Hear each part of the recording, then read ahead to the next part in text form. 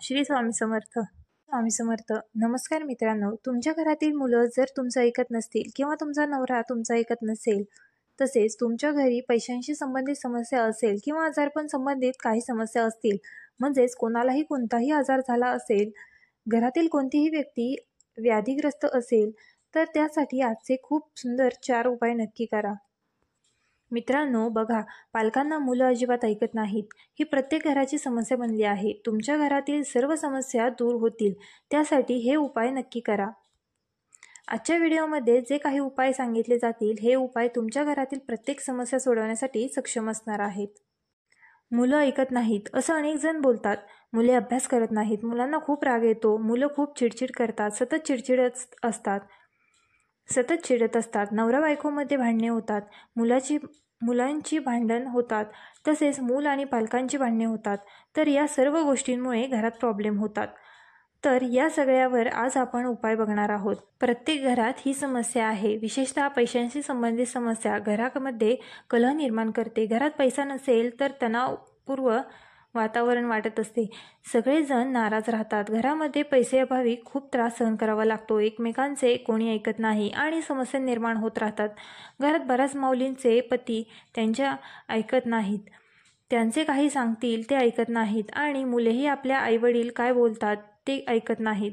चुकीच्या संगतीत जात असतील आणि तुमचं ऐकत नसतील तर हा व्हिडिओ शेवटपर्यंत नक्की पहा, कारण तुमच्या ह्या सर्व गोष्टींच्या समस्यावर उपाय, जे काही सोल्युशन आहे ते या व्हिडिओच्या शेवटी नक्की तुम्हाला भेटेल.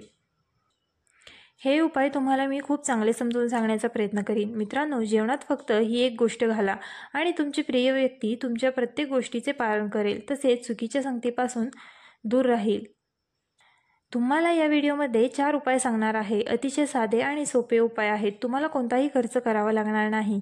अतिशय सुंदर आणि उत्कृष्ट असेही उपाय तुम्ही अगदी सहजरित्या हे करू शकता. पहिला उपाय करून पाहिल्यानंतर म्हणजेच तुमच्या कुटुंबातील सदस्यांचे तुमच्याबद्दल मत तर बदललेलंच, शिवाय तुमच्याबद्दल त्यांच्या मनात आदर देखील निर्माण होईल. तुम्ही जे काही बोलाल ते मान्य करतील. दुसरा उपाय हा पितृदोष दूर करेल आणि पितरांमुळे जीवनात येणाऱ्या अडचणी दूर करेल. आणि तिसरा उपाय म्हणजे पैशांशी संबंधित अडचणी दूर करेल, कारण पैसे घरात नसतील तर घरात कलह निर्माण होत राहतो. पैशासंबंधी समस्यावर मात करण्यासाठी आणि चौथा उपाय अत्यंत प्रभावशाली, हा रोगांपासून देखील आपली मुक्तता करतो. घरामध्ये रोगराई असेल तर कोणीही सुखाने आणि शांततेने त्यामुळे राहू शकत नाही. तर हे 4 महाउपाय केल्याने संपूर्ण कुटुंबातील सर्व समस्या संपतील.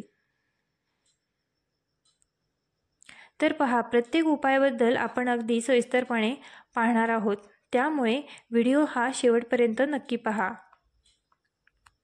तुम्ही जे काही महादेवाला अर्पण करता, मग ते शुद्ध जल असो किंवा कच्चे दूध असो, तांदूळ असो किंवा कोणतेही फूल, आणि पूजा केल्यानंतर तुम्हाला काय करावे लागेल काळजीपूर्वक ऐका.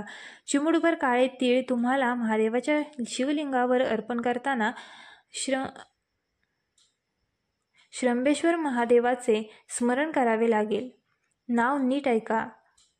श्रंबेश्वर महादेव. महादेवाच्या नावाचे शिवलिंगावर चिमूटभर काळे ठेवावे आणि काय करावे लागेल, शिवलिंगावर जल अर्पण करावे लागेल. आणि हे करताना मात्र काळे तीळ खाली पडू नये याची काळजी घ्यावी, म्हणून याकडे लक्ष द्या. यासाठी हळूच जल अर्पण करा. श्रमेश्वर महादेवाचे स्मरण करत हे अर्पण करा व अर्पण केल्यानंतर त्यातून फक्त 2 काळे तीळ काढून हातात घ्या. उचलल्यानंतरही तुम्ही महादेवाची अशी प्रार्थना करा की मी हे काळे तीळ औषध म्हणून घेत आहे. माझ्या कुटुंबात आनंद असू दे. माझ्या घरातील सर्व समस्या दूर होऊ द्या. माझी मुलं चुकीच्या संगतीत, माझे पती चुकीच्या संगतीत आहेत, त्यांना वाईट सवयी आपल्या लागल्या आहेत, अशा सर्व समस्या दूर होऊ द्या, अशी मनोभावे प्रार्थना करा. प्रार्थना केल्यानंतर तुम्ही हे काळे तीळ घरी घेऊन या.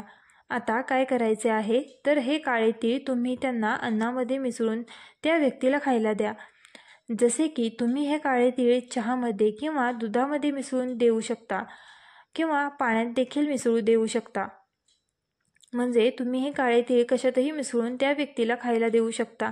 तुमची समस्या काहीही असो, तुम्हाला काही अडचण आली तरी ती श्रमेश्वर महादेवाच्या नावाने ती नक्कीच निघून जाईल. तर ही समस्या तुमच्या संपूर्ण कुटुंबात परत कधीच होणार नाही. तर दुसरा उपाय आहे, तर तो तुम्हाला शनिवारी करावा लागेल. तुम्हाला खूप छोटे काम करावे लागेल.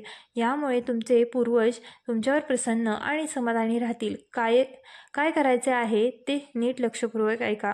तुमचे पूर्वज सुखी असतील तर तुमच्या कुटुंबात कोणतीही अडचण येत नाही. उलट ते आपल्याला भरभरून आशीर्वाद देतात. आपली सर्व कामे लवकर होतात. सर्वप्रथम जर जीवनात पैशाची कमतरता असेल आणि कुटुंबात दुःख असेल तर आपल्या घरात पैसा आला तर आनंद येतोच. तुम्हाला काय करावे लागेल? शनिवारी पिंपळाच्या झाडाची पूजा करायची आहे. तुमच्या पितरांना आनंद मिळावा म्हणून काय करावे लागेल? पहिली गोष्ट म्हणजे शनिवारी स्टीलच्या भांड्यात शुद्ध जल घेऊन त्यात 2 चमचे कच्चे दूध मिसळून पिंपळाच्या झाडाच्या मुळाशी अर्पण करावे आणि ओम महालक्ष्मी नमः, ओम महालक्ष्मी नमः या मंत्राचा सतत जप करायचा. या मंत्राचा जप केल्याने तुमच्या जीवनात महालक्ष्मी वास करते. तर दुसरी गोष्ट म्हणजे पिंपळाच्या झाडात मातीची पंती घेऊन त्यामध्ये मोहरीच्या तेलाचा दिवा लावायचा आहे. तुम्ही भगवान विष्णूंसाठी गोल मातीचा दिवा लावायचा आहे. तसेच त्यामुळे पिंपळाच्या झाडाला हात लावा आणि तुमची जी काही इच्छा असेल, जी काही मनोकामना असेल ते सांगा आणि पिंपळाच्या मुळामध्ये तुम्ही मुंग्यांसाठी काहीतरी गोड म्हणजे साखर ठेवू शकता. साखर अगदी 1 चमचाभर ठेवू शकता आणि तुम्ही परत घरी या. यामुळे तुमचे पितर खूप आनंदी होतात आणि तुमच्या आयुष्यातील सर्व समस्या दूर होतात. पितरांशी संबंधित सर्व समस्या, रोग सर्व काही निघून जातं. घरात भांडणे थांबतात, घरात पैसा येऊ लागतो. शनिवारी असाच प्रकारे फक्त तांदळाचा वापर करायचा आहे. तुम्ही अर्धी वाटी तांदूळ घेऊ शकता.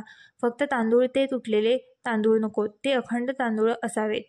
कच्चा तांदूळ घ्यायचा आहे. तुम्हाला फक्त 1 चिमूटभर काळे तीळ आणि त्याचबरोबर भाताचे सातू घ्यायचे आहेत. हे सर्व साहित्य तुम्हाला कुठेतरी उपलब्ध होतं. कोणत्याही पूजा साहित्याच्या दुकानात किंवा कोणत्याही दुकानात अगदी सहज उपलब्ध होते. तर तुम्हाला काय करायचे आहे? 11 वाजेपर्यंत सर्व लोक जागे आहेत.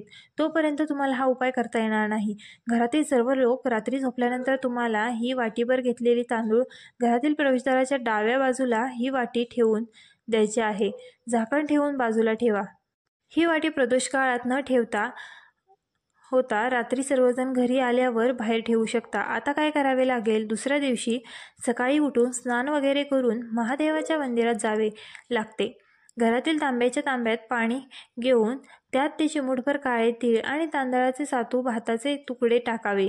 ही भाताची वाटी घ्या आणि आपल्याला हे शिवलिंगावर अर्पण करायचे आहे. श्री शिवाय नमस्तुभ्यम हा जप करायचा आहे आणि या भातांना तिन्ही गोष्टींपैकी 2-2 दाणे घ्यायचे आहेत. म्हणजेच तुम्हाला तांदळाचे 2 दाणे उचलावे लागतील, काळे तिळाचे 2 दाणे उचलावे लागतील आणि तांदळाच्या सातूचे 2 दाणे उचलावे लागतील आणि तुम्हाला हे धान्य तुमच्या घरी घेऊन जायचं आहे आणि हे सर्व लाल कपड्यात बांधून ठेवायचं आहे आणि हे आपल्या पैशाच्या ठिकाणी म्हणजेच आपल्या तिजोरीत किंवा आपण व्यवसाय करत असाल किंवा दुकानातील त्या ठिकाणी तिजोरीत हे ठेवू शकता. या उपायाचा अवलंब केल्याने तुमच्या घरात कधीही पैशांची कमतरता भासणार नाही आणि सदैव तुमच्या घरात महालक्ष्मी वास करेल. हा एक अतिशय सुंदर उपाय आहे. या उपायाने तुम्हाला पितरांचा आशीर्वादही मिळू शकतो. तुम्ही हा उपाय नक्की करून पहा. व्हिडिओ आवडला असल्यास ग्लो मराठी चॅनलला लाईक, शेअर आणि सबस्क्राईब करायला विसरू